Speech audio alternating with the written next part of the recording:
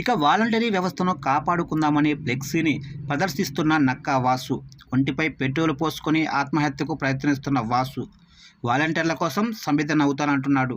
కూటమి ప్రభుత్వం వారిని విధుల్లోకి తీసుకోకుండా వేధింపులు, సర్కారు తీరును నిరసిస్తూ యువకుడి ఆత్మహత్య యత్నం.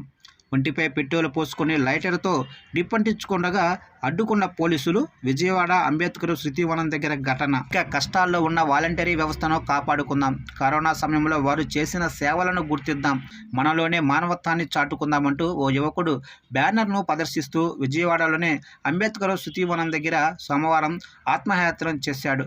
వాలంటీర్లపై టీడీపీ కూటమి ప్రభుత్వం అనుసరిస్తున్న కక్షపూరిత ధోరణిని నిరసిస్తూ ఎన్టీఆర్ జిల్లా ఇబ్రహీంపట్నానికి చెందిన నక్కా వాసు ఒంటిపై పెట్రోలు పోసుకొని లైటర్తో నిప్పు అంటించుకుంటుండగా అక్కడే విధుల్లో ఉన్న సూర్యాపేట సిఐ అబ్దుల్ అలీ షేక్ అడ్డుకున్నారు. అనంతరం సూర్యాపేట స్టేషన్కు తరలించారు. ఈ సందర్భంగా వాసు మాట్లాడుతూ, గత కొన్ని నెలలుగా విధుల్లోకి తీసుకోవాలని వాలంటీర్లు చేస్తున్న ఆందోళన తనను కలిసివేసిందన్నాడు. కరోనా సమయంలో సొంత వాళ్లే దగ్గరకు రాని దుర్భర పరిస్థితుల్లో వాలంటీర్లు ప్రజలకు మర్చిపోలేని సేవలందించారని గుర్తు చేశారు.